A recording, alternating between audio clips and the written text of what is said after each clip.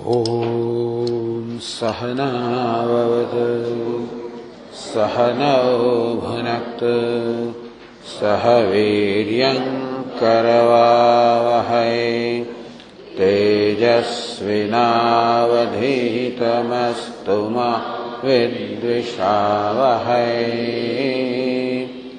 ॐ शान्ति शान्ति शान्तिः। ॐ पूर्णमदः पूर्णमिदं पूर्णमुदच्यते पूर्णस्य पूर्णमादाय पूर्णमेवावशिष्यते। ॐ शान्ति शान्ति शान्तिः। ॐ वाङ्मे मनसि प्रतिष्ठिता मनो मे वाचि प्रतिष्ठितम् आविर्म एधि वेदस्य मआणिस्तः श्रुतं मे मा प्रहसीः अनेनाधीतेन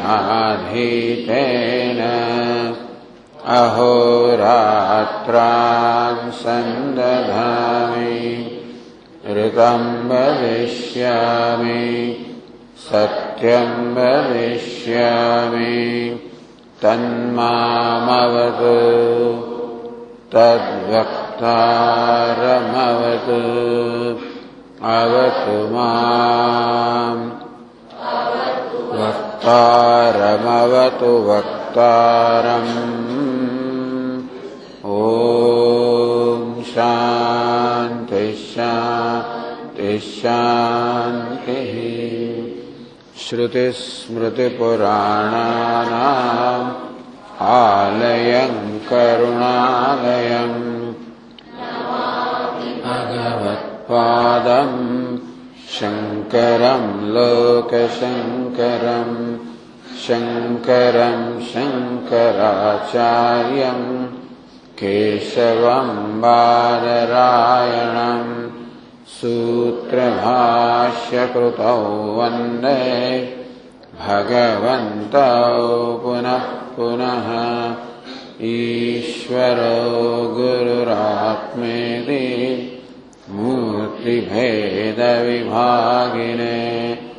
व्योमवद्व्याप्तदेहाय मूर्तये नमः। उपनिषद 56वां पाना पर चलो पैराग्राफ। तत उह बालाकिः तूष्णीमास तं होवाच जातशत्रुः एतावन्नु बालाका इते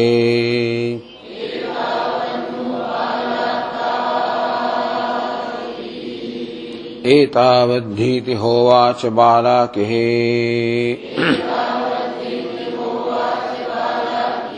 तं होवाच जातशत्रुः वृषा वै किल मा संवादैष्ठाः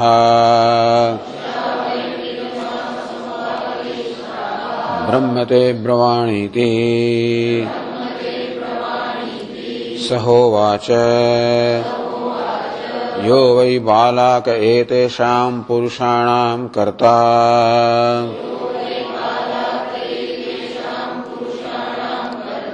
यस्य वै तत्कर्म स वै वेदितव्य इति। तत उह बालाकिः समित्पाणिः प्रतिचक्रमे उपायानीति तं होवाच जातशत्रुः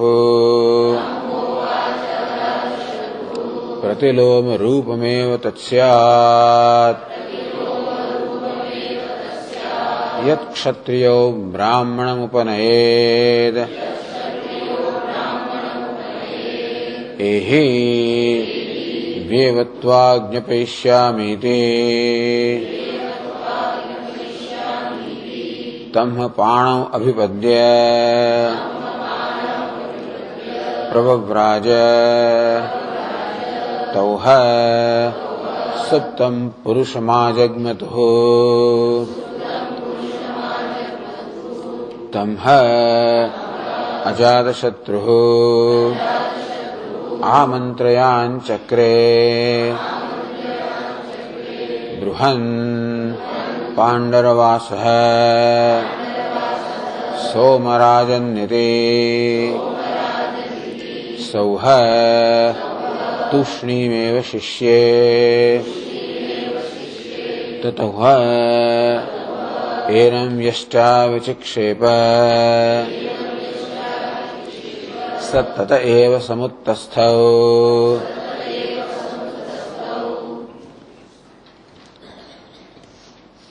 ततो वह बालाके ही समितपाणि प्रतिचक्रमे उपायानीति अरे જ્યારે બાળકને સ્પષ્ટ થયું કે અજાત શત્રુને પરમ બ્રહ્મનું જ્ઞાન છે એ જ્ઞાન મને નથી, ત્યારે હાથમાં સમેત લઈને એ અજાત શત્રુને શરણ ગયો કે મને આપના શિષ્ય રૂપે સ્વીકારો. તમ હોવાચ અજાત શત્રુ, ત્યારે અજાત શત્રુએ બાળકને કહ્યું પ્રતિલોમ રૂપમેવ તસ્યાત યક્ષત્રિયો બ્રાહ્મણ ઉપનયેત. ક્ષત્રિય બ્રાહ્મણને દીક્ષા આપે, શિષ્ય રૂપે સ્વીકારે, ક્ષત્રિય બ્રાહ્મણનો ગુરુ બને, એ તો વિરુદ્ધ ક્રમ થઈ ગયો. એ કઈ વાંધો નહીં, તું આવ. એવત્વા વિજ્ઞાપયિષ્યામિ, હું તને જરૂર ઉપદેશ કરીશ. તમ પાણો અભિપદ્ય પ્રભવરાજ. પછી રાજા એ બ્રાહ્મણનો હાથ પકડીને ત્યાંથી ચાલી નીકળ્યો સભામાંથી. તો સુપ્તમ પુરુષમ આજગમતુ. લોકો રાજમહેલમાં ગયા, ત્યાં એક માણસ ઊંઘતો હશે તો ત્યાં આગળ પહોંચી ગયા. તમ અજાત શત્રુ આમંત્રયાન ચક્રે.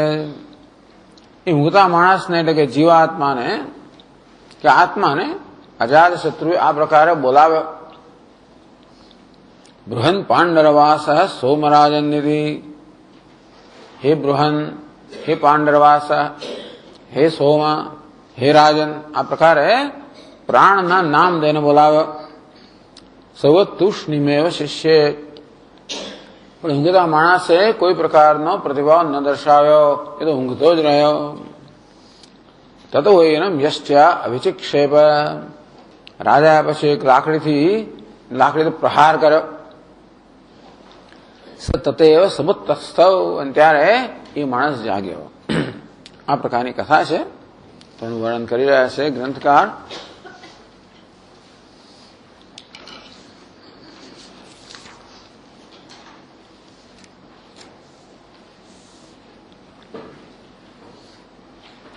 જે 396 પાના પર यदि संचिन्त्य बालाके ही गत पापो महामनाः.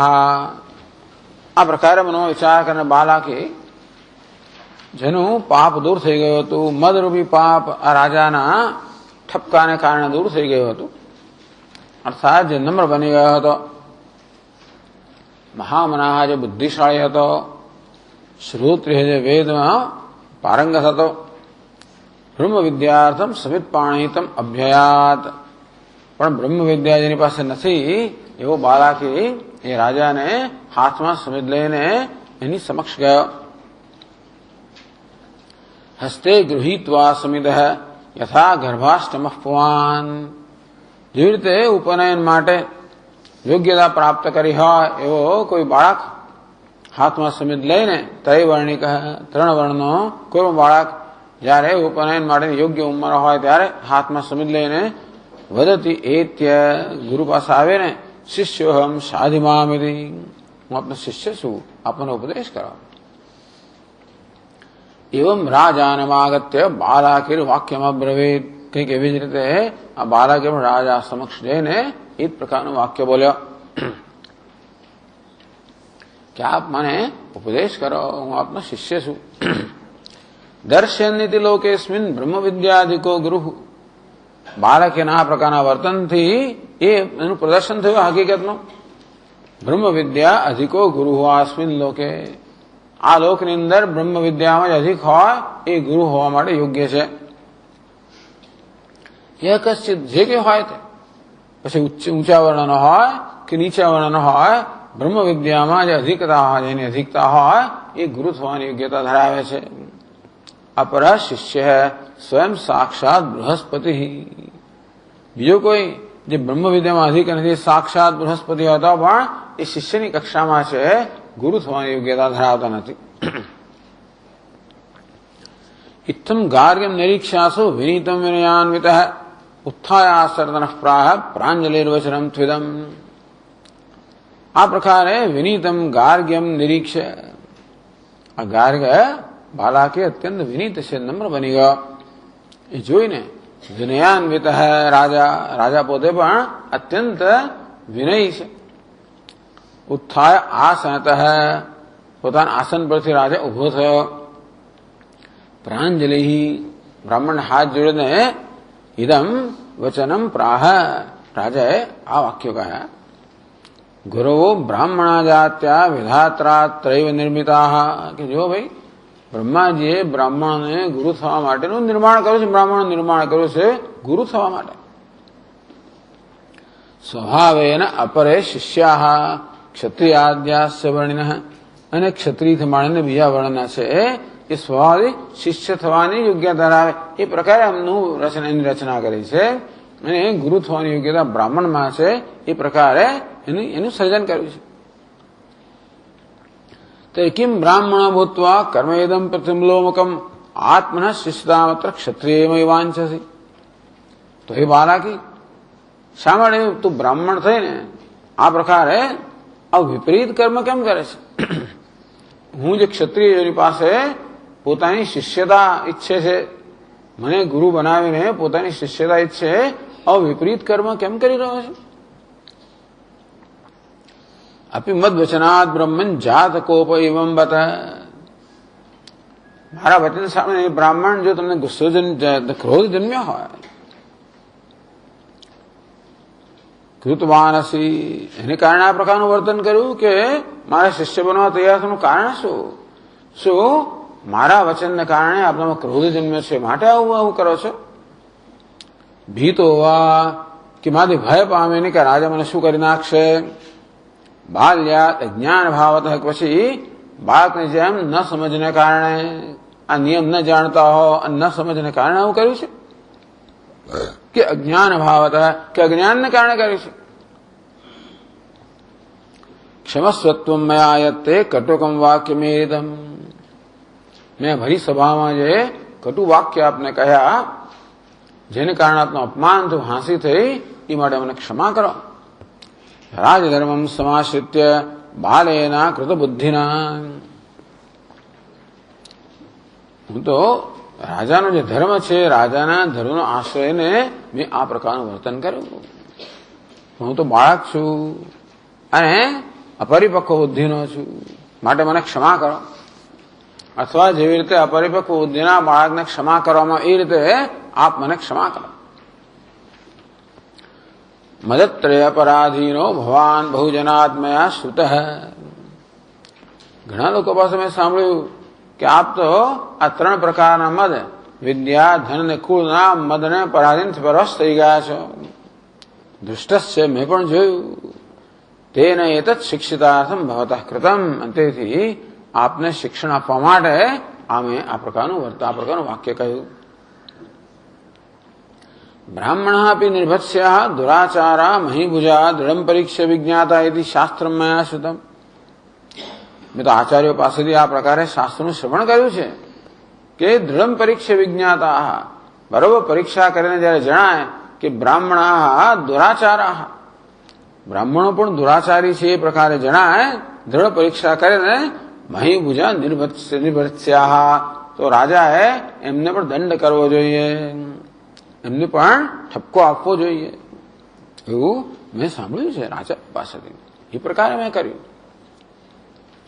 પ્રસિદ્ધાજ્ઞ વિપ્રેન્દ્ર તેન પંડિત માન. હું માનું છું ભાઈ, મને આ પ્રકારે ધર્મની સમજ છે, હું મારી પંડિત માનું છું એમ માનીને તો કદાચ હું ખોટો હોઈ શકું. માટે હે વિપ્રેન્દ્ર, હે બ્રાહ્મણ શ્રેષ્ઠ, પ્રસિદ્ધ, હું અજ્ઞાની છું, મારો પ્રસન્ન થાવ. ધીંગ મામ તથા રાજ્યમ ધર્મમ ક્રૂરતમમ ત્વમ. ધિક્કાર છે મારા રાજ્યને, ધિક્કાર છે મને, મારા રાજ્યને. રાજ ધર્મ જે આ પ્રકારનું ક્રૂર કામ કરાવે છે અને બ્રાહ્મણોને ક્ષોભ ઉત્પન્ન કરે છે, એવા રાજધર્મનો ધિક્કાર હો. એટલે મારા પર જો ક્રોધ ચડ્યો હોય, એને કારણે આપે આવું વર્તન કર્યું હોય તો હું ક્ષમા માંગી લઉં છું. તો સમજાયું શા માટે પોતે આ પ્રકારનું વર્તન કર્યું. જો ભય લાગ્યો હોય તો બીજું કારણ. ભીતિ સ્થિતમાં વિપ્ર ભૂયાદ મત્તઃ કથંચન. હે બ્રાહ્મણ દેવ, આપને મારા પર તરફથી કોઈ પ્રકારનો ભય ન લાગવો જોઈએ. મહાપરાધિનમ ચાહમ નહન્મે પ્રાણિનમ ક્વચિત. કદાચ તમે અપરાધી છો એમ માનીને ભય લાગતો હોય કે રાજા મને શું સજા કરશે, તો એવું ભય રાખવાની જરૂર નથી. કારણ કે હું તો મહા અપરાધી હોય એને પણ ક્યારેય મારતો નથી. ચોરેભ્યો વિત્તાની દત્વા ચૌર્યા નિવર્તાય. ચોરો હોય તો પણ હું તો પહેલા એમને ધન આપીને એમને ચોરીમાંથી નિવૃત્ત કરવાનો પ્રયત્ન કરું છું, જેથી એમને ચોરી કરવી ના પડે. પોતાનો વ્યવસાય શરૂ કરીને ચોરીની મંજૂરીથી મુક્ત થઈ ગયા. તાવતા પછી એ પાપા નિવર્તનતે ન મોહિતા. મોહને કારણે એવું કરવા છતાં પણ જે લોકો પાપથી નિવૃત્ત ન થાય, નિસ્સારયામિ તાન દેશાત સ્વકીયાત પાપકારણ. તાન પાપકારણ સ્વકીયા દેશાત નિસ્સારયામિ. એ પાપી લોકોને હું મારા દેશમાંથી બહાર કાઢી મૂકું છું. અથયોપી શક્યત્વે લલાટે સ્વપદેન તાન. આવું કર્યા છતાં પણ એ લોકો પાપમાંથી મુક્ત ના થાય. બીજી વાર તો ત્રીજી વાર પછી શું કરો? કૂતરાના પગ જેવા એક ધામ એના કપાળમાં દઈ દઉં છું. અંકયામી. આટલું કરવા છતાંય કુર્યુઃ છેદયામિ અંગમેવહિ. હજી ચોથી વાર અપરાધ કરે તો હસ્તયો પાદયો એકમ. હાથ કે પગથી એક અંગે છેદી નાખો છું. એમ કરતા કરતા સજા વધતી જાય. અષ્ટમે હન્મિતા નરાન. 8 વાર અપરાધ કર્યો હોય ત્યારે છેવટે એને હું મોતની સજા કરું છું, એ સિવાય નથી કરતો. યુદ્ધાયાભિમુખો યો મામ હન્યાત પૂર્વમ યુવાપમાન. યુદ્ધની અંદર પણ યુદ્ધાય અભિમુખ, જે સામી છાતીએ લડતો હોય અમારી સામે, જે યુવાન હોય એવો મનુષ્ય, એવો પુરુષ, યો મા હન્યાત સાવધાન. જે પહેલો મારા પર ઘા કરે, સાવધાન થઈને. યુવાન હોય, સામી છાતીએ લડતો હોય, સાવધાન હોય અને મારા પર પહેલો ઘા કરે. સુશસ્ત્રેણ તમેકમ હન્મી ન પરમ. ત્યારે હું કૂટ શસ્ત્રથી નહીં પરંતુ ન્યાયપૂર્ણ શસ્ત્રથી એક પર જ ઘા કરું છું, બીજા પર નહીં. આ પ્રકારની મારી પોલિસી નીતિ છે કે હું કોઈને ઈજા કરવાનો એ છેલ્લો વિકલ્પ. ઈજા કરવી, મારી નાખવું હોય તો અત્યંત છેલ્લો વિકલ્પ છે. કુતો દ્વિજોત્તમ હન્યામ અવધ્યમ સર્વદેહીભી. તો દ્વિજોત્તમ, આ બ્રાહ્મણ ક્ષેત્રની હત્યા હું કેમ કરી શકું? કોઈએ જેની હત્યા ના કરવી જોઈએ કે કોઈ જ ઈજા ના પહોંચાડવી જોઈએ એવા બ્રાહ્મણની હત્યા હું કેમ કરી શકું? ઇતિ વિજ્ઞાય વિપ્રેન્દ્ર સ્વસ્થો ભવ ગતજ્વર. આ પ્રકારે સમજીને હે વિપ્ર શ્રેષ્ઠ, તમે સ્વસ્થ બની જાઓ. ગતજ્વર, સર્વસંતાપથી મુક્ત થઈ જાઓ. કોઈ ભયની જરૂર નથી, સંતાપની જરૂર નથી. તો આ ભય. ત્રીજું, અજ્ઞાનથી જો કર્યું હોય તો બાળક બુદ્ધિથી ન સમજીને આ પ્રકારનું ધારો કે વર્તન કર્યું હોય, મારી સમક્ષ શિષ્ય રૂપે આવવાનું, મને ગુરુ તરીકે સ્વીકારની માંગણી કરવાનું. પ્રતિલોભમ કૃષામાત્વમ લોકદ્વય વિનિંદિતમ. તો આ લોક અને પરલોકમાં જ નિંદા થાય છે એવું અનિંદ્ય કર્મ ક્ષત્રિયનું શિષ્યપણું સ્વીકારવું, એ પ્રકારનું વિપરીત કર્મ એ બ્રાહ્મણ તમે ન કરશો. યથાગતમ પ્રહાપિરાહિત્વમ, જેવી તમે આવ્યા એ રીતે પાછા જાઓ. તમે આવ્યા ગુરુ બનીને ગુરુ રહીને જ પાછા જાઓ. અને અજ્ઞાન જો કારણ હોય તો ગુરુન વા વ્રજતે નમઃ. અણસમજ કારણ હોય તો આ પ્રકારે કરો. અજ્ઞાન જો કારણ હોય ગુરુન વ્રજ, તો આપ ગુરુ પાસે જાઓ અને જ્ઞાન પ્રાપ્ત કરો. તે નમઃ, આપને નમસ્કાર કરું છું. આ પ્રકારે રાજાએ પોતે જે વર્તન કર્યું એ માટેનો ખુલાસો આપ્યો. આ બધી શેની સમજ આપી? તમ હોવાચ અજાત શત્રુ પ્રતિલોમ રૂપમેવ તત્સ્યાત ક્ષત્રિયો બ્રાહ્મણ ઉપનયેત. ઉપનિષદમાં કહ્યું કે જો ક્ષત્રિય બ્રાહ્મણને દીક્ષા આપે એ તો પ્રતિલોમ, એ તો વિપરીત કર્મ થઈ જાય. એનો આ બધી સમજ આપી.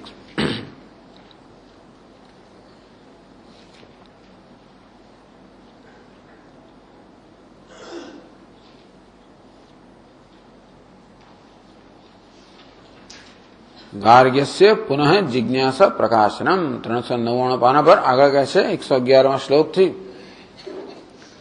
ગાર્ગ્ય કે નહીં નહીં, મને જિજ્ઞાસા છે માટે મેં આ કર્યું છે. ભયથી નથી કર્યું, કે ક્રોધથી નથી કર્યું, કે અણસમજથી નથી કર્યું, પણ જિજ્ઞાસા છે માટે મેં આ પ્રકારે કર્યું છે. એટલે ગાર્ગ્ય વહી પોતાની જિજ્ઞાસાને પ્રકાશિત કરે છે. એવમ ઇતિ. તો 111 શ્લોકમાં કહે છે એવ મુક્તોથ બાલાકિ અધો વદન આતુરઃ નાગમદ નિશ્વસંસ્તસ્થો ભૂમિમ પાદાગ્રતો લિખન ઇંગિતજ્ઞો જાત શત્રુઃ બાલા કિમ પુનરુક્તવાન.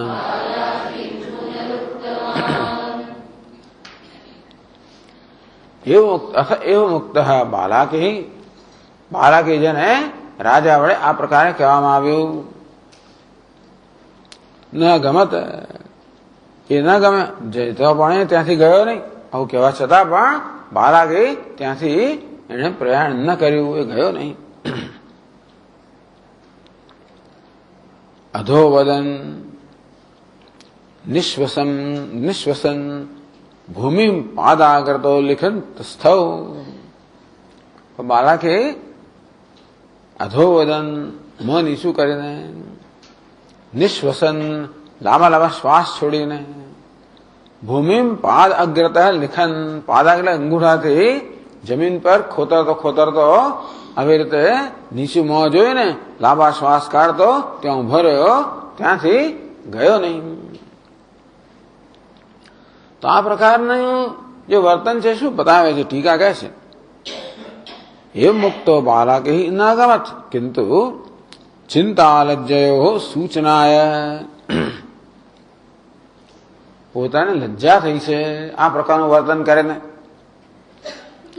અને કે કોઈ ક્ષત્રિયના પગ પકડવા પડે બ્રાહ્મણ, એ ખરેખર લજ્જાનો વિષય છે. એમ લજ્જિત છું. અને મને ચિંતા છે કે તમે જો મને જો ઉપદેશ નહીં કરો હવે તો મને કોણ ઉપદેશ કરશે? ચિંતા છે. ચિંતા લજ્જયો સૂચનાય. જ્યારે આ પ્રકારે અંદર અભિજાતની જે પ્રકારની લાગણી હોય એ પ્રકારનું બહારનું વર્તન થાય, જેને બોડી લેંગ્વેજ કહેવામાં આવે છે. અંદર જે પ્રકારની ગડમથલ ચાલી રહી હોય, કે જે કંઈ અંદર થઈ રહ્યું હોય, એને અભિવ્યક્તિ બહારના વર્તનની થતી હોય છે. તો અંદર જે ચિંતા છે અને લજ્જા છે એનું સૂચન કરનારું આ વર્તન અધોવદનત્વેને, મોં નીચું કરી દેવું, મોં નીચું થઈ જવું લજ્જાને કારણે. શ્વાસ આદિ વૈશિષ્ટ્ય રૂપ આતુરત્વેને, આતુર ચિંતાકુલ છે, ચિંતાથી વ્યાકુળ છે. તો શ્વાસ આદિ વૈશિષ્ટ્ય, એ ચિંતા શું બતાવે? કેવું બતાવી? શ્વાસ આદિ લાંબા લાંબા શ્વાસ કાઢવા તો નીકળવા, લાંબા લાંબા શ્વાસ નીકળવા એ ચિંતાનું સૂચક છે. અને મોં નીચું થઈ જવું એ લજ્જાનું સૂચક છે. વિશિષ્ટ પાદાગ્રેણ ભૂમિ લિખન, અંગૂઠાથી જમીન પર કંઈક લખતો હતો. એટલે કહે છે કે ભાઈ સુરેખામ કુર્વન, ખોતરતો હતો, જમીન ખોતરતો હતો કંઈક. તસ્થૌ એવૈતિ ન અગમત, ગયો નહીં પરંતુ ત્યાં જ સ્થિર થઈ ગયો, ત્યાં જ રહી ગયો, ત્યાં ઉભો રહ્યો. તો બીજી પંક્તિમાં કોઈ ઇંગિતજ્ઞ જાત શત્રુ બાળા કિમ પુનરુક્તવાન.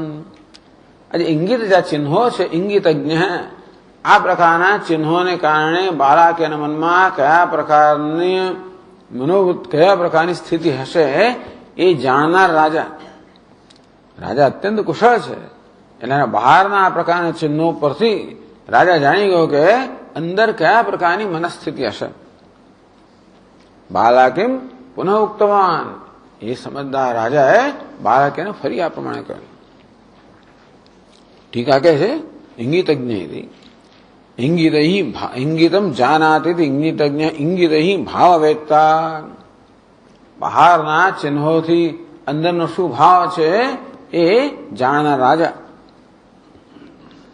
અજાત શત્રુ વક્ષમાણ વિદયા પુનરુક્તવાન. હવે કહેવામાં આવશે એ તે અજાત શત્રુએ ફરી પાછું બાલાકીને કહ્યું. ટીકાકાર કહે છે તત્ર અધોવદનત્વ ભૂલેખનાભ્યામ લિંગાભ્યામ ક્ષત્રિય પાદગ્રહણ ઉદ્યમ રૂપ શાસ્ત્રવૃદ્ધાચરણજન્ય લજ્જા જ્ઞાતા. તથા અધોવદનત્વ ભૂલેખનાભ્યામ, મોં નીચું થઈ જવું, પડી જવું અને જમીન ખોતરવી.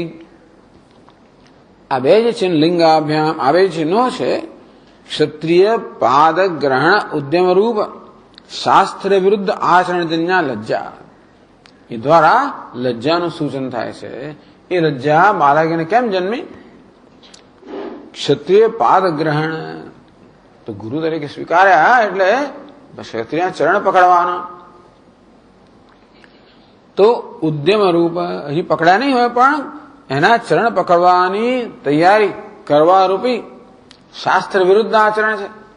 બ્રાહ્મણ ક્ષત્રિય ચરણ પકડે કે એવો પ્રયત્ન, એવો પ્રયાસ પણ કરે અથવા એ પ્રકારની તૈયારી પણ બતાવે, એ પણ શાસ્ત્ર વિરુદ્ધ છે. તો પોતે શાસ્ત્ર વિરુદ્ધ આચરણ કર્યું એને વડે લજ્જા, મોં પડી જવું અને પગથી ખોતરવું, એ બધા ચિહ્નો દ્વારા એ લજ્જાનું સૂચન થાય છે. લાંબો લાંબો શ્વાસ આદેશ છે. કથમ અન્યતો જ્ઞાનમ લપ્સ્યેતિ ચિંતા ચ જ્ઞાતા. શ્વાસ આદેશ છે અને લાંબા દીર્ઘ શ્વાસથી મનમાં ચિંતા છે એ વસ્તુ જણાઈ આવે છે. કયા પ્રકારની ચિંતા છે? કથમ અન્યતઃ જ્ઞાનમ લપ્સ્યે, હું બીજા પાસેથી જ્ઞાન કેવી રીતે મેળવી છે? આ રાજા તમારે જવાનું કહે છે અને કહે છે આ તો શાસ્ત્ર વિપરીત વર્તન છે. એટલે રાજા તો હવે ધર્મથી વિરુદ્ધ વર્તન નહીં જ કરે. પોતે ભલે ધર્મથી વિરુદ્ધ વર્તન કર્યું પણ રાજા તો નહીં કરે. રાજા તેથી ગુરુ બનવાનું સ્વીકારશે નહીં અને તેથી મને ઉપદેશ નહીં કરે. તો કથમ અન્યતઃ જ્ઞાનમ લપ્સ્યે, હવે બીજું કોઈ છે નહીં. આ પૃથ્વી પર બધા સમગ્ર ભારત દેશમાં જે કે વિદ્વાનો છે એ બધાનો મળી ચૂક્યો છે. બધા શાસ્ત્રાર્થ કરીને બધાને હરાવેલા છે. એટલે બધા ખરે મારે તો ઓછા જ્ઞાન મળે છે. દેવતાઓમાં પણ કોઈ ભાગ્યે જ બ્રહ્મનિષ્ઠ છે પણ ત્યાં પણ એ ભોગભૂમિ છે, ત્યાં રજોગુણની પ્રધાનતા છે. અને તેથી એ જ્ઞાન એ મોક્ષ અપાવનારું એવું દ્રઢ જ્ઞાન ન હોય. કદાચ કોઈ મળી જાય તો પણ ઉપદેશ કરે કેમ? કારણ કે એ લોકો સતત ભોગમાં જતા હોય છે વગેરે વગેરે. એટલે આ પૃથ્વી પર કહો કે દેવલોકમાં પણ કોઈ મને જણાતો નથી જે મને ઉપદેશ કરવાની યોગ્યતા ધરાવતા હોય. તો રાજા સિવાય બીજા કોની પાસેથી આ ઉપદેશ પ્રાપ્ત કરીશ? એટલે એને જ્ઞાનની તીવ્ર જિજ્ઞાસા છે. ટૂંકમાં આ ઉત્કંઠ, તીવ્ર ઉત્કંઠા છે કે આ જ્ઞાન મેળવવું છે, એની મહત્તા છે. એથી ચિંતા છે જ્ઞાતા, આ પ્રકારની ચિંતા જણાઈ આવે છે. તથા ચ ઉત્તમ, તો તો આ પેશાપતિ કહો છો, ટીકાકારને પૂછ્યું કે તમે આ બધું ક્યાં બધી કહે આ ચિહ્નો આ પ્રકારનો ભાવ દર્શાવે છે એવું આપને ક્યાંથી ખબર પડે? તથા ચ ઉક્તમ, ત્યારે કોઈક સાહિત્યના ગ્રંથોમાં કહેલું છે, દુરાચારાદિભિર્વ્રીડા ધાર્ષ્ટ્યાભાવો વિધીયતે વસ્ત્રાંગુલીયક સ્પર્શ ભૂરેખાધો મુખાદિકૃત ઇતિ. દુરાચારા, પોતે કઈ દુરાચાર કર્યો એટલે કે પોતે કોઈ અયોગ્ય આચાર કર્યો હોય એને કારણે વ્રીડા લજ્જા ઉત્પન્ન થવી. એ લજ્જા એટલે ધાર્ષ્ટ્યાભાવ અભિધીયતે, દુષ્ટતા જે પોતાના હોય, મદ હોય, એ મદનો અભાવ રૂપી જે લજ્જા છે એ બતાવે છે કે મદ હોય તો લજ્જા હોય ને. એટલે કેવી રીતે આ બ્રાહ્મણનો બધો મદ જતો રહ્યો ત્યાં સુધી લજ્જિત થઈ ગયો. ધાર્ષ્ટ્યાભાવ, ધૃષ્ટતાનો અભાવ. ધૃષ્ટતા કહો, ઘમંડ કહો, જે અત્યાર હતો એનો અભાવ, લજ્જા એનો અભાવ બતાવે છે. અને કેવી રીતે એ શું કરે છે? આ લજ્જા જે છે એ કઈ રીતે વર્તનો વ્યક્ત થાય છે? વસ્ત્ર અંગુલી કે સ્પર્શ, વસ્ત્ર પકડી રાખવું, જોરથી પકડી રાખવું, આંગળીમાં પેલી વીંટી ફેરવ્યા કરવી, વસ્ત્રને લઈને એને જોરથી ખેંચવું કે પછી કંઈક આમળવું. ભૂરેખા, જમીન પર રેખાઓ બનાવવી, ખોતરવું જમીન. અધો મુખાદિકૃત, મોં પડી જવું, નીચું જવું, આવું કરનારો આ ધાર્ષ્ટ્યાભાવ, દુષ્ટતાનો અભાવ, જે આ બધું કરનારો છે એવો લજ્જાને, આ લજ્જાથી આપણને દેખાઈ આવે છે. તેથી આ પ્રકારનું એટલે વિચાર કરો, ગ્રંથકારને કેવું કેવું ખબર હશે. શાસ્ત્રમાં બધું કહેલું છે. એ શાસ્ત્રમાં બધું છે કે અંદરની માણસને જે પ્રકારની વૃત્તિ થતી હોય એનું બહારનું વર્તન કેવું હોય. દ્રષ્ટવેમ સજનમ કૃષ્ણ યુત્સુમ સમપુષમ સીદંત્યમ ગાત્રાણી મુખમ જ પરિશુષ્યતિ. એટલે ટૂંકમાં સાહિત્યકારો બધું જાણતા હોય, એ લોકો મનોવિજ્ઞાન બધી વસ્તુ જાણતા હોય. એ પાછા ગ્રંથકાર જાણે છે, એ બધા ટીકાકાર જાણે છે. ઇતિ, તો આ લજ્જા જે છે એનું આવી જાતનું ચિહ્ન હોય. તો ચિંતા હોવાનું ચિહ્ન કેવું હોય? ચિંતા ધ્યાન ભીતાનાપ્તે શૂન્યતા શ્વાસતાવકૃત એથી છે. જે ચિંતા છે કે ધ્યાન બેધાન થઈ જાવ. હિત અનાપ્તે, જ્યારે પોતાનું હિત પ્રાપ્ત ન થવાનું હોય ત્યારે ચિંતા મનમાં જન્મે કે મારું શું થશે. શૂન્યતા, મનમાં શૂન્યતા થઈ જાય. શ્વાસતાપકૃત, શ્વાસને સંતાપ કરનારો, લાંબા લાંબા શ્વાસ કરનારી આ ચિંતા છે. એટલે ટીકાકારે સમજાયું કે આમાં જે દીર્ઘ શ્વાસ લેવારૂપી જે એનું વર્તન કે એનું ચિહ્ન છે એ ચિંતા બતાવે છે. અને મોં નીચું થઈ ગયું અને જમીન ખોતરી રહ્યો છે એ લજ્જા બતાવે છે. ચિંતા લજ્જયો સૂચનાય, જે ચિંતા છે લજ્જા છે એના સૂચન રૂપી આ ચિહ્નો છે. તો આગળ 340 પાનામાં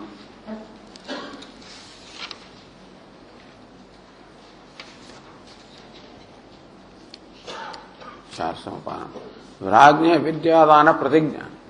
રાજા એને વિદ્યાનું દાન કરવાની પ્રતિજ્ઞા કરે છે.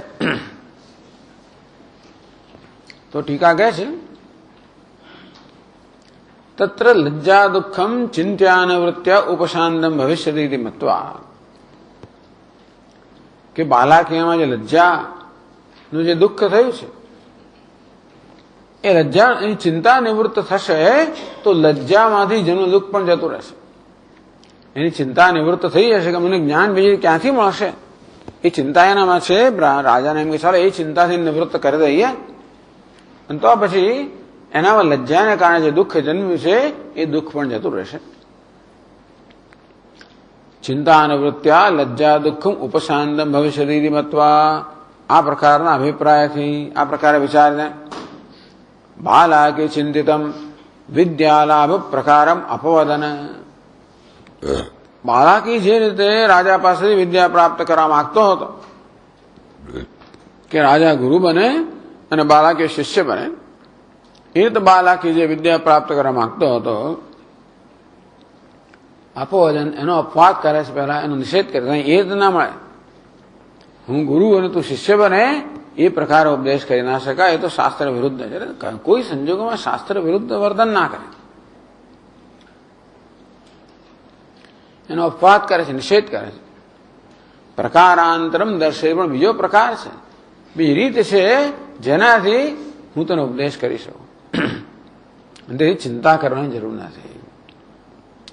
પ્રતિલોમમિતિ ષડભિ, 6 શ્લોકોમાં સમજાવે છે કેવી રીતે ચિંતામાંથી કેમ મુક્ત કરે.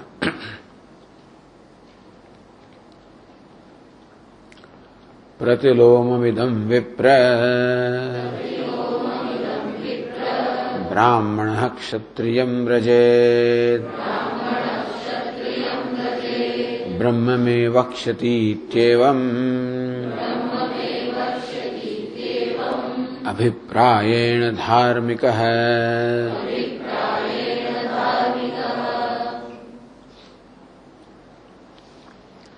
પ્રતિલોભમ ઇદમ, આ વિપરીત ક્રમ છે, વિરુદ્ધ ક્રમ છે. ઇદમ વિપરીત રૂપમ કર્મ મન્યે, આ જે કર્મ છે એનું વિપરીત માનું છું, શાસ્ત્રને વિરુદ્ધ માનું છું. ઇદમ કેમ? ઇદમ એટલે શું? આ શું છે? શાસ્ત્ર વિરુદ્ધ છે. યદ બ્રાહ્મણ ક્ષત્રિયમ વ્રજેત, બ્રાહ્મણ ઉત્તમ વર્ણ ક્ષત્રિયમ અધમ વર્ણમ ભજેત, કે ભાઈ બ્રાહ્મણ જે ઉત્તમ વર્ણનો છે એ ક્ષત્રિય જે એનાથી ઉતરતા વર્ણનો છે. ક્ષત્રિયો વૈશ્ય શૂદ્ર કરતા ઉત્તમ વર્ણનો ખરો, બ્રાહ્મણ કરતા ઉતરતા વર્ણનો છે. તેથી ઉત્તમ વર્ણો થઈને બ્રાહ્મણ આવા ઉતરતા વર્ણવાળા ક્ષત્રિય પાસે જાય. અયમ મહ્યમ વક્ષ્યતિ ઉપદેક્ષ્યતિ અભિપ્રાયણ બ્રહ્મ મે વક્ષ્યતિ એવમ અભિપ્રાયણ. કયા પ્રકારના અભિપ્રાયથી, અર્થાત કયા પ્રકારની ઈચ્છાથી કે કયા પ્રકારના વિચારથી કે આ મને બ્રહ્મનો ઉપદેશ કરશે, એ વસ્તુને ધ્યાનમાં રાખીને બ્રાહ્મણ ક્ષત્રિય પાસે જાય. ક્ષત્રિય જે પોતાનાથી નીચલા વર્ણનો છે.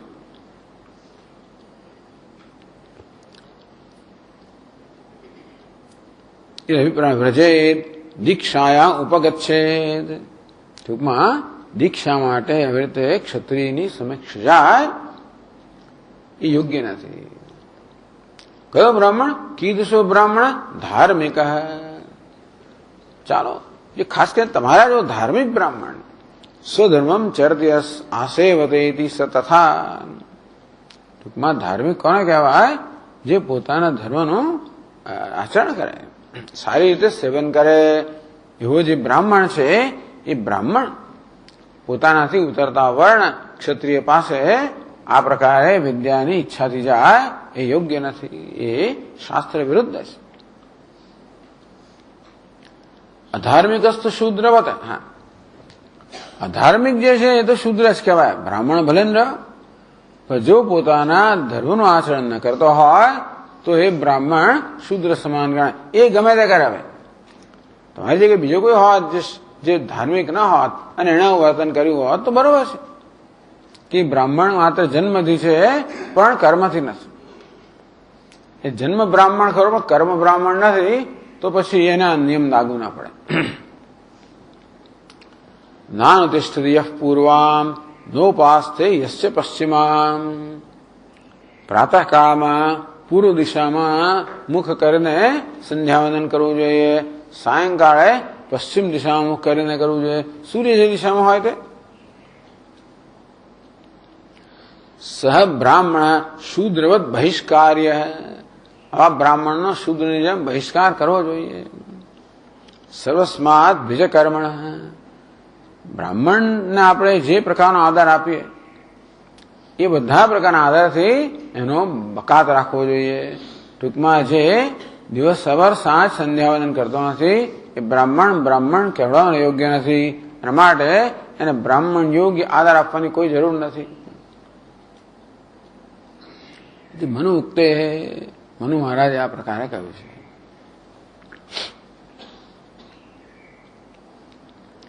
સ્વરસમાં દ્વિજકર્મણ બહિષ્કાર્ય. દ્વિજકર્મ એટલે શું કહે છે? દ્વિજકર્મણ સત્કારાદેહે ઇતિ તદ વ્યાખ્યાતાર. તો મનુસ્મૃતિની વ્યાખ્યા કરનારાઓએ દ્વિજકર્મણ પાંચમી વિભક્તિ છે એનું આ પ્રકારની સમજ આપી. સત્કારાદેહે, બ્રાહ્મણનો સામે સત્કાર કરવામાં આવે. ધાર્મિક બ્રાહ્મણો સત્કાર કરવો જ જોઈએ. પણ જે બ્રાહ્મણ ધાર્મિક નથી એ શુદ્ર સમાન છે, તેથી એ સત્કારને યોગ્ય નથી. માટે એની એ પ્રકારની આદર દેખાડવાની જરૂર નથી. પણ તમે તો ધાર્મિક છો, તેથી તમે આ પ્રકારે કરો અયોગ્ય નથી. આ રીતે બાલાકીએ જે પ્રકારે અજાતશત્રુ પાસેથી ઉપદેશ પ્રાપ્ત કરવાની અપેક્ષા રાખી હતી એ પ્રકારનો નિષેધ કરી નાખ્યો. એ તો ન થાય. હું ક્ષત્રિય થઈને તમે બ્રાહ્મણ જે ગુરુના સ્થાને છો એનું ગુરુ બનીને ઉપદેશ કરું એ તો શાસ્ત્ર વિરુદ્ધ છે અને મારે ન થઈ શકે. તો શું થાય? તો બ્રાહ્મણ માટે અનુચિત છે કે એક ક્ષત્રિયને પાસે જઈને વિદ્યાની માગણી કરે. તો ક્ષત્રિયસ્ય છે બ્રાહ્મણ દીક્ષા અનુચિતમ. ક્ષત્રિય માટે પણ અનુચિત છે કે બ્રાહ્મણ દીક્ષા. બ્રાહ્મણ માટે અનુચિત છે ક્ષત્રિય પાસે જઈને આ પ્રકારની માગણી કરે, અને ક્ષત્રિય માટે અનુચિત છે કે બ્રાહ્મણને દીક્ષા આપે. યાજના ઇતિ યાજનાધ્યાપનમ ચૈવ વિશુદ્ધાચ પ્રતિગ્રહ બ્રાહ્મણસ્યૈવ કર્મૈતત ક્ષત્રિયસ્ય ન કર્હિચિત.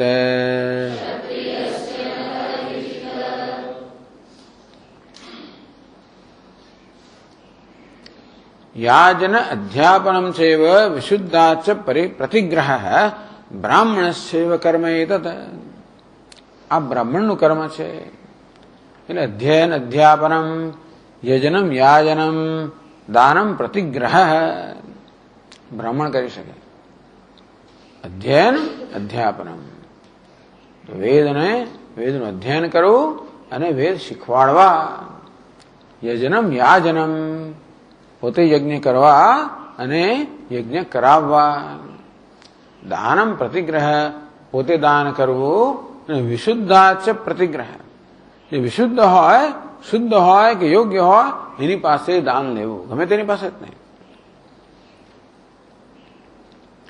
તો યાજના અધ્યાપન એવું છે.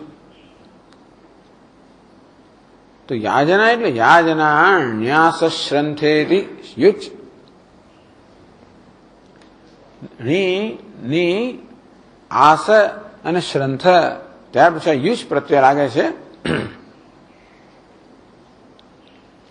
એટલે યજમાંથી યાજના થયું. આ યજને પહેલા અણીશ પ્રત્યય લાગ્યો એટલે યાજી થયું, અને યુષ પ્રત્યય લાગ્યો યાજના થયું. આ રીતે ટીકા કરે છે. યાજના શબ્દ કેવો તો બન્યો? યાજના એટલે યજ્ઞ કરાવવો, પહેલા એનું એટલે પ્રેરક થયું. યજ એટલે કે યજ્ઞ કરવો, એમાં અણીશ પ્રત્યય લાગ્યો એટલે યાજ થયું, એટલે યજ્ઞ કરાવવો. એને આ યુષ પ્રત્યય લાગ્યો એટલે યાજના એ પ્રકારે શબ્દ બન્યો. એટલે કે યજ્ઞ કરાવવો નામ બન્યું. વિશુદ્ધાત અપતિતાત પરિગ્રહ પ્રતિગ્રહ. જે વિશુદ્ધ હોય એટલે કે અપતિત છે, જેનું પતન થયું નથી, એવા અન્ય પાસેથી દાન સ્વીકારવું એ પણ બ્રાહ્મણના હકમાં છે. બ્રાહ્મણ હકમાં છે. બ્રાહ્મણસ્યૈવ કર્મ એતત્રયમ બ્રાહ્મણસ્ય વિહિતમ ઇતિ શેષ. આ ત્રણ જે છે, યાજન, અધ્યાપન અને પ્રતિગ્રહ, આ ત્રણ તો માત્ર બ્રાહ્મણ માટે એનું વિધાન છે. બ્રાહ્મણસ્ય એવ વિહિતમ, માત્ર બ્રાહ્મણ માટે જ આ ત્રણનું વિધાન છે, બીજા કોઈ માટે નહીં. ક્ષત્રિયસ્ય ન કર્હિચિત. ક્ષત્રિય કોઈ રીતે યાજન, અધ્યાપન કે પછી પ્રતિગ્રહ ક્ષત્રિય ના કરી શકે. એ પણ અધ્યયન કરી શકે, યજન કરી શકે, દાન કરી શકે. એ કહે છે યજન અધ્યયન દાનૈ બ્રાહ્મણ સમાનકરણોપી. આ ત્રણમાં અધ્યયન કરવું, યજન કરવું, દાન કરવું, એ ત્રણમાં એ બ્રાહ્મણની તુલના કરે ક્ષત્રિય. યાજનાદિકમ ન કરે છે દ્વિહિતમિતિ, પરંતુ યજ્ઞ કરાવવો વગેરે એ ક્યારે પણ ક્ષત્રિય માટે વિધિત નથી, ક્ષત્રિય ક્યારે પણ ન કરી શકે. અહીંયા અધ્યાપન, ટૂંકમાં એને વેદનું કે ઉપનિષદનું શાસ્ત્રનું અધ્યયન કરાવવું એ ક્ષત્રિય માટે ક્યારે પણ વિહિત નથી, ક્ષત્રિય ક્યારે ન કરી શકે. એટલે કોઈ સંજોગોમાં કરે છે, કોઈ સંજોગોમાં ક્ષત્રિય ઉપદેશ કરે એ વિહિત નથી. એટલે કહે છે આગળ અધ્યાપનેધિકારોસ્તે યસ્ય નૈવ કથમ હિ સહ ઉપનેતા ભવેલ્લોકે ક્ષત્રિયો ધમવર્ણભાગ.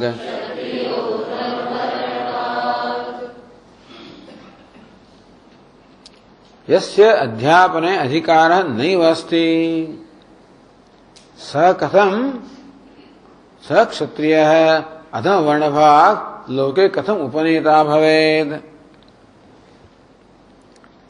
છે ને ક્યારેય કોઈ પણ સંજોગોમાં અધ્યાપન અધિકાર નથી એવો ક્ષત્રિય જે બ્રાહ્મણ કરતા ઉતરતા વર્ણ છે એ ઉપનેતા એટલે કે દીક્ષા આપનાર દીક્ષા ગુરુ કેમ બની શકાય? જગતમાં ન બની શકે.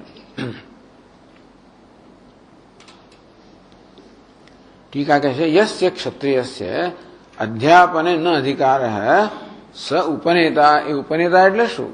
ઉપનયનસ્ય આચાર્યત્વ ફલકસ્ય વિધિવત આત્મસંવનયન રૂપસ્ય કર્તા કથમ ભવેદિતિ.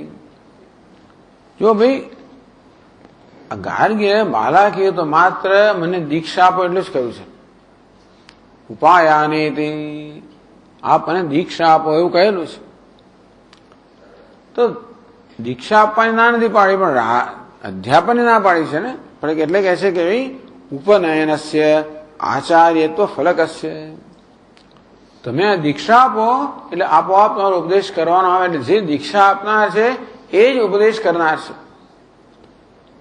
આચાર્યત્વ ફલકસ્ય, ઉપનયન વિધિ તમારે કરાવી એટલે એ વિધિ તમને આચાર્ય બનાવે છે. આચાર્ય તમારા આચાર્ય પરિણમે છે.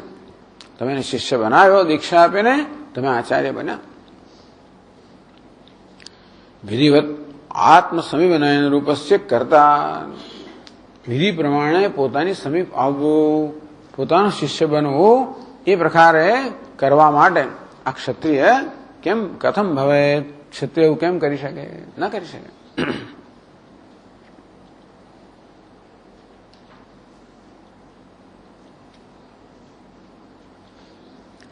અષ્ટવર્ષમ બ્રાહ્મણમ ઉપનયિત તમ અધ્યાપયિત ઇત્યાદિ શ્રુતો. કારણ કે યાજ્ઞવલ્ક્ય સ્મૃતિમાં કહેવામાં આવ્યું અષ્ટવર્ષમ બ્રાહ્મણમ ઉપનયિત, ગર્ભથી 8મે વર્ષે બ્રાહ્મણને ઉપનયન વિધિ કરવી જોઈએ, અર્થાત એને દીક્ષા આપવી જોઈએ. તમ અધ્યાપયિત, અને અધ્યયન કરાવવું જોઈએ. ઇત્યાદિ શ્રુતો, આ શ્રુતિ ક્યાંથી આવી? યાજ્ઞવલ્ક્ય સ્મૃતિ. ચાલો ઇત્યાદિ શ્રુતો ઉપનયનસ્ય અધ્યાપન સમાન કર્તૃકત્વેન વિધાનાદિ ભાવ. ટૂંકમાં આ વાક્યમાં સ્પષ્ટ કહ્યું છે કે જે ઉપનયન એટલે દીક્ષા આપે એ જ ઉપદેશ કરે. ઉપનયનસ્ય અધ્યાપન સમાન કર્તૃકત્વેન, એ અધ્યાપન કરે. જે ઉપનયન કરે એ અધ્યાપન કરે એવું એ સ્મૃતિમાં કે શ્રુતિમાં કહ્યું છે. અને તેથી તને દીક્ષા આપી એનો અર્થ કે મારો ઉપદેશ કરવો. તો દીક્ષા આપનાર ને ઉપદેશ કરનાર એક જ હોય છે. અને તેથી જેને અધ્યાપનમાં અધિકાર નથી એવો હું કેવી દીક્ષા આપી શકું? એવું એટલે અધ્યાપનમાં અધિકાર તો અધ્યાપન ના કરાવશે. દીક્ષામાં શું વાંધો છે? તો કે નહીં, જે દીક્ષા આપે એ અધ્યાપન કરે. અને તેથી અધ્યાપન ન કરી શકો તો દીક્ષા પણ ના આપી શકો.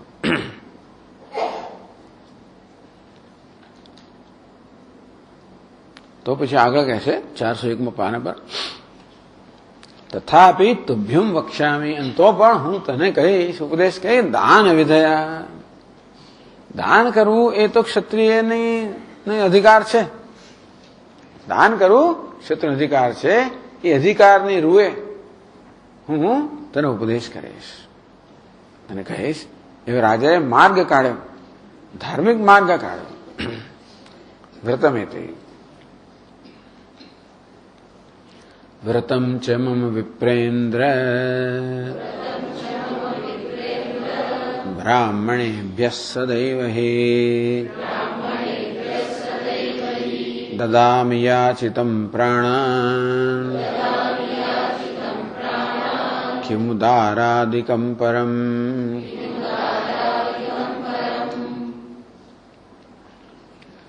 વ્રતમ ચ મમ વિપ્રેન્દ્ર, હે બ્રાહ્મણ શ્રેષ્ઠ, અમારું વ્રત છે. મમ ઇદમ વ્રતમ નિયમ, અમારો નિયમ છે. ઇદમ શું ભાઈ નિયમ છે? યદ બ્રાહ્મણેભ્ય સદૈવ હિ દદામિ યાચિતમ દદામિ. બ્રાહ્મણ જે કે માગે હું આપી દઉં, એ મારો નિયમ છે. શું છે?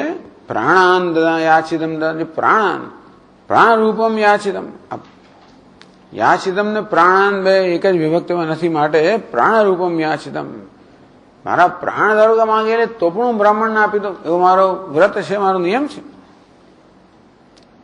કેવું તો અન્ય દીદી કેવું ધારાદિકમ પરમ, તમારી પત્નીને માગે તો આપી જ દઉં, ગમે તે ટૂંકમાં ગમે તે વસ્તુ આપી દઉં. મારો પ્રાણ જયારે આપી દઉં ત્યારે એ સિવાય બીજું શું ના આપો. ટૂંકમાં બ્રાહ્મણે માંગ્યું છે, મારી પાસે આ વિદ્યાનું દાનની માગણી કરી છે, તો મારો આ નિયમ છે કે બ્રાહ્મણ જે યાચના કરે એ મારે પ્રાણની હોય તો એ ત્યાં બધી યાચના, જે યાચના કરે એ હું પૂરી કરું, એ મારો નિયમ છે. અંતેથી આગળ કહે છે, ગુરવેપી તતસ્તુભ્યમ અહમ વિજ્ઞાપયામિ ભોઃ યાચકાયાત્મનો વિદ્યામ પ્રાણેભ્યોऽપि ગરીયસીમ.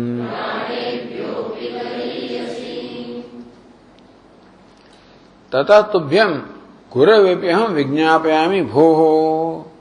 એ કારણથી, કારણ કે દાન આપવાનો ક્ષત્રિય અધિકાર છે, એ કારણથી તુભ્યમ ગુરવેપી, તમે મારા ગુરુ થવાની લાયકાત ધરાવો છો, મારા ગુરુ છો જ, બ્રાહ્મણ હોવાને કારણે છે. અહમ વિજ્ઞાપયામિ, તો પણ હું વિજ્ઞાપન કરીશ, અર્થાત હું જરૂર જ્ઞાપયિષ્યામિ, વ્યેવ જ્ઞાપયિષ્યામિ, વિજ્ઞાપયિષ્યામિ, હું જરૂર વિજ્ઞાપન કરીશ, અર્થાત ઉપદેશ કરીશ.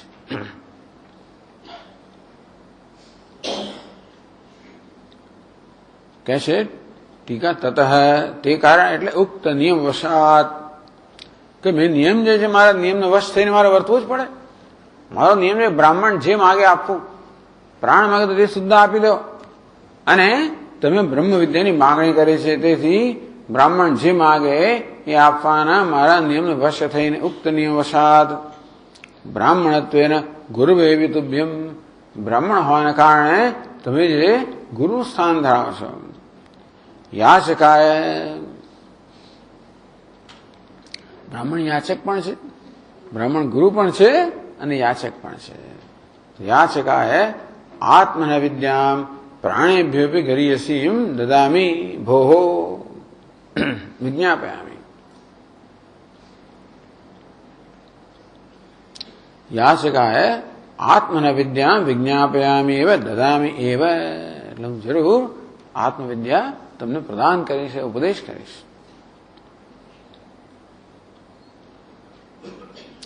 નતુ તામ પ્રાણેભ્ય ગરીયસીમ અનુસંધાય વંચયિષ્યામિ ઇત્યર્થ. નહીં ભાઈ, આ બ્રાહ્મણે જે માંગ્યું છે એ તો પ્રાણ કરતા પ્રિય છે અને માટે એ તો ના અપાય. માગે તો ગમે તો આપણે ન જ આપી દઈએ ને, આપણે યોગ્ય લાગતો હોય તો આપીએ. કોઈ બહુ કિંમતી વસ્તુ માંગીએ તો આ તો ના અપાય. બીજું કંઈ માગો બીજું જોઈએ લઈ જાઓ. તેવી રીતે આ કહે છે કે આ તો પ્રાણેભ્ય કરી હશે. આ વિદ્યા જે મારા પ્રાણ કરતા પણ વધારે પ્રિય છે, એ પ્રાણ કરતા મોટી છે, પ્રાણ કરતા વધારે મહાન વિદ્યા છે. અને એ પ્રકારે વિચારનું તો નહીં આપે એવું નહીં કરો. એ અનુસંધાય ન વંચયિષ્યામિ. એ પ્રકારે મનમાં અનુસંધાન કરીને કે આ વિદ્યા તો અત્યંત મૂલ્યવાન છે, પ્રાણ કરતા વધારે મૂલ્યવાન છે, અને તેથી આ તો આપણાથી ના અપાય એમ વિચાર કરીને હું તેને છેતરીશ નહીં.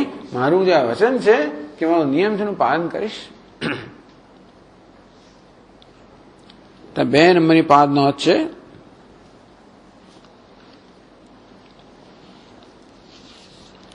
પ્રાણેભ્ય મમ અશુભ્ય ઇત્યર્થ.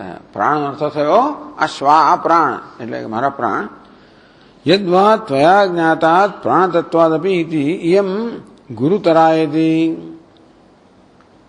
તો યદ્વા ત્વયા જ્ઞાતાત પ્રાણતત્વાદપી, અથવા તો હે બાલાકી, તું જે જાણે છે પ્રાણનું તત્વ, સગુણ બ્રહ્મનું તત્વ, હિરણ્યગર્ભનું તત્વ જાણે છે એને પ્રાણ કહેવાય.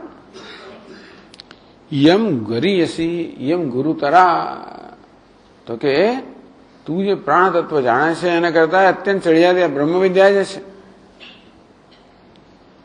તવ ન્યૂન સામર્થ્યમ અનુસંધાય ત્યર્થ. એ પ્રકારે તારું સામર્થ્ય ન્યૂન છે એ અનુસંધાન કરીને હું તને છેતરીશ નહીં.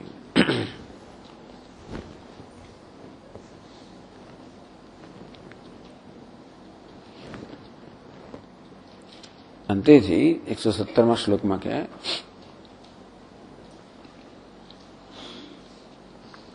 દાતૃયાચક સંબંધ નાવયોર ગુરુ શિષ્યતા ભૂયાદત શૃણુત્વમ તત તુભ્યં વિજ્ઞાપયામિ યત.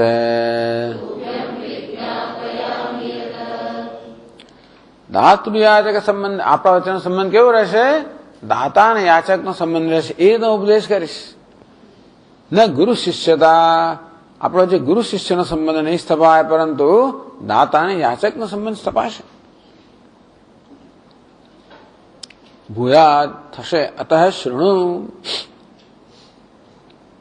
જે સાંભળ, શૃણુત્વમ તત્તુભ્યમ વિજ્ઞાપયામિ યત, જે હું વિજ્ઞાપયામી, જે ઉપદેશ કરીશ તે હવે સાવધાન થઈને સાંભળો. એમાં 1 નંબરની પાદ નોંધ છે. નચે એવમ ઉપક્રમ વિરોધ. આ તો શરૂઆત કરી કે આ તો અધર્મ છે, વિપરીત ધર્મ છે, અને હવે તમે આપો તો આ ધર્મનું અતિક્રમણ થયું કે ના થયું? જે ઉપક્રમ પહેલા જે પ્રતિજ્ઞા કરી કે પહેલા જે પ્રારંભ કરવાનો અત્યારે વિરોધ થાય છે એવું તો નથી. તો ટીકા કરે છે નહીં, એનો ઉપક્રમ વિરોધ ન ગણવો જોઈએ કે રાજા ફરી ગયો કે જે પોતે કહ્યું એને કદાચ જુદું વર્તન કરે છે, એવું નથી. તત્ર અધર ઉત્તર ભાવ છે પ્રતિજ્ઞાના, કારણ કે જયારે કહ્યું કે આ જ્ઞાન ન અપાય ત્યારે ઉત્તર અધમ ભાવ, ઉત્તર અધર ઉત્તર ભાવ, ઊંચો અને નીચો એ પ્રકારના ભાવ જે છે એ ભાવ સ્વીકારી ન શકાય. કે બ્રાહ્મણ કરતા ક્ષત્રિય ઊંચું સ્થાન ધરાવે એ સ્વીકારી ન શકાય. ઇતિ શંક્યમ ઉપક્રમે ગુરુપદસ્ય શિક્ષકપરત્વાત ઇહ ચ તસ્ય ઉપનીય અધ્યાપક પરત્વાત. ઉપક્રમમાં ગુરુનો અર્થ કર્યો શિક્ષક, અહીંયા આગળ ગુરુનો અર્થ કર્યો દીક્ષા પ્રદાન કરનાર અને અધ્યાપન કરનાર. અધરોત્તર ભાવ છે ગાર્ગેણ સમિત આદાય સદયુક્ત દર્શિતત્વાત. ટૂંકમાં અધમનો ઉત્તર ભાવ તો જયારે ગાર્ગે કહ્યું કે મને ઉપદેશ કરો ત્યારે આપોઆપ એ યાદ આવી ગયો. એટલે અધમ ઉત્તર ભાવ તો બતાવ્યો જ છે, અને તેથી ઉપક્રમનો વિરોધ નથી. પણ અહીંયા આગળ આ દાતૃયાચક સંબંધ છે, અને તેથી એ અધમ ઉત્તમ કરતા જુદો છે. ખરેખર તો જે દાન સ્વીકારે ઉત્તમ પણ હોય, ક્ષત્રિય નીચે હોય ને દાન આપે બ્રાહ્મણને, બ્રાહ્મણ ઉત્તમ છે, તેથી ત્યાં ઉત્તમ અધમ ભાવ હોય તો દાન આપવાનો વિરોધ નથી, વિદ્યા આપવાનો વિરોધ છે.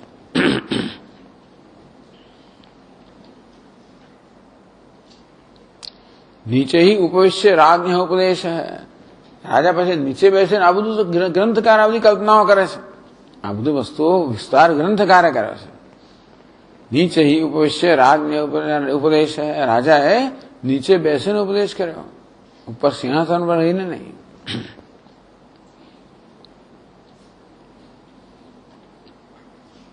તો ટીકાકાર છે.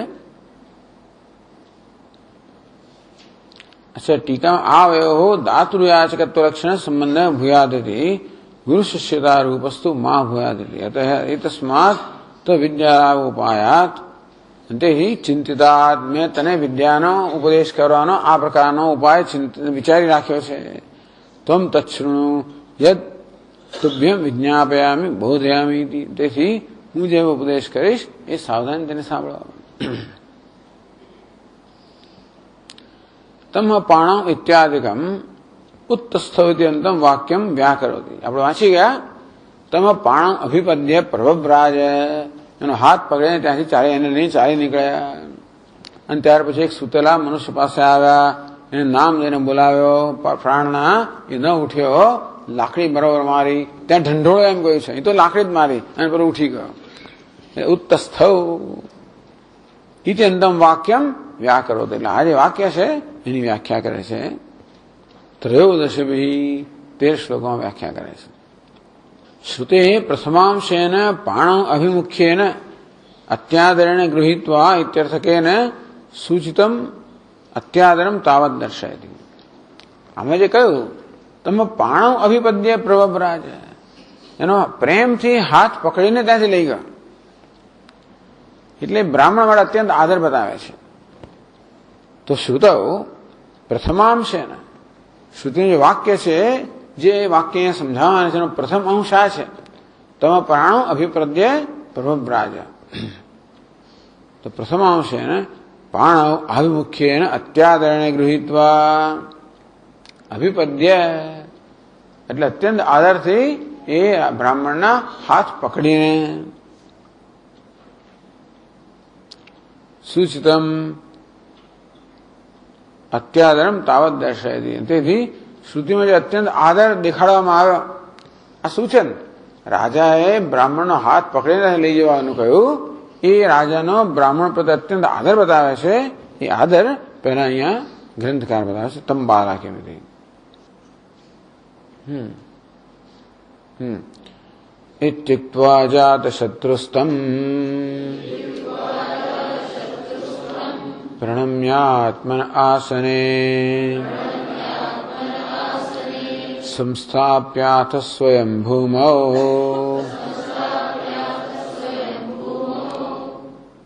उपदिश्येद मुक्तवान्.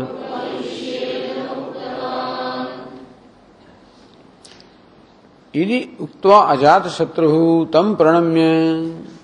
આ પ્રકાર કહીને કે હું દાતા અને પ્રતિગ્રહિતા એવા સંબંધ કે દાતાનો યાચક જે સંબંધ છે એની રૂએ જરૂર ઉપદેશ કરીશ, એ પ્રકારે કહીને અજાત શત્રુ તમ પ્રણમ્ય. અજાત શત્રુએ બ્રાહ્મણે પ્રણામ કરીને આત્મન આસને સંસ્થાપ્ય, એ બ્રાહ્મણને પોતાના આસન પર બેસાડ્યો. અથવા સ્વયં ભૂમો ઉપવિશ્ય, અને પોતે જમીન પર બેસી ગયો.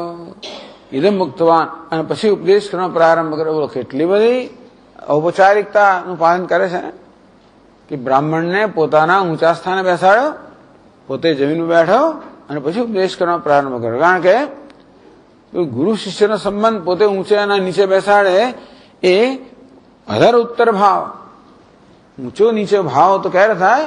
તો ઉપદેશ કરો ત્યારે ગુરુના સ્થાને બેસો, એને શિષ્યના સ્થાને બેસાડો ત્યારે એ પ્રકાર થાય. એટલે એ ના કર્યું. એ અત્યાદર સૂચન, અત્યારે અત્યાદરમ સૂચન.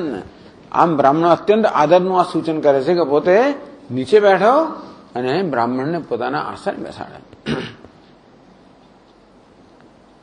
ટીકા કે તમ બાલા કેમ પ્રણમ્ય આત્મ આસને राजासने संस्थाप्य उपवेश्य बेसाड़ीने स्वयं तो राजा भूमौ नीचासने उपविश्य स्वयं राजा અહીં તો કોઈ ભૂમિ પર બેઠો પણ ભૂમિ પર કોઈ નીચા આસન પર બેઠો એટલે ત્રિપાદનમાં કહ્યું ભૂમિ માત્ર ઉપવેશે દાન અનૌચિત્યાત જમીન પર બેસીને દાન કરવું યોગ્ય નથી આસનો વિષ્ટ હે વદદ્યાદ ઇત્યાદિ શાસનાદ કહ્યું છે કે આસન પર બેસીને તમારે દાન પણ કરવું જોઈએ કોઈ પણ સત્કાર્ય કરવું હોય તો આ રીતે અમુક જાતની શુદ્ધિકરણ હોવું જોઈએ એટલે બ્રાહ્મણો તિલક કરે પહેલા એટલે શુદ્ધિકરણ કરે છે અમુક આસને બેસાડે પેલી મૌંજા અને નાળાછડી બાંધે કે પેલા લોકો અહીંયા આગળ પેલી દર્ભની વીંટી આ બધું શુદ્ધિકરણ માટે છે દીક્ષા અને તમને યોગ્યતા પ્રદાન કરે એ પ્રકારની વિધિ કરવા માટેની તો આ બધું નીચે જમીન પર બેસીને કરવું યોગ્ય નથી આસન પર બેસીને કરવું જોઈએ અને તેથી પોતે જમીન પર આસન પર બેસી ગયો ઇદમ ઉત્તર શ્લોકમાં વાક્ય ઉક્તવાન હતી અને હવેના શ્લોકમાં જે કહેવાનું છે એ વાક્ય રાજાએ એને કહ્યું ચાલો એ કાલથી જોઈશું આપણે ઓમ પૂર્ણમદ પૂર્ણમિદમ પૂર્ણાત પૂર્ણમુદચ્યતે પૂર્ણસ્ય પૂર્ણમાદાય પૂર્ણમેવાવશિષ્યતે ઓમ શાંતિ શાંતિ શાંતિ શંકરં શંકરાચાર્યં કેશવં બાદરાયણં સૂત્રભાષ્યકૃતૌ વંદે ભગવन्तौ પુનઃ પુનઃ ઈશ્વરો ગુરુરાત્મેતિ મૂર્તિભેદવિભાગિને વ્યોમવદ્વ્યાપ્તદેહાય દક્ષિણામૂર્તયે નમઃ ઓમ શાંતિ શાંતિ શાંતિ હરિ ઓમ શ્રી ગુરુભ્યો નમઃ હરિ ઓમ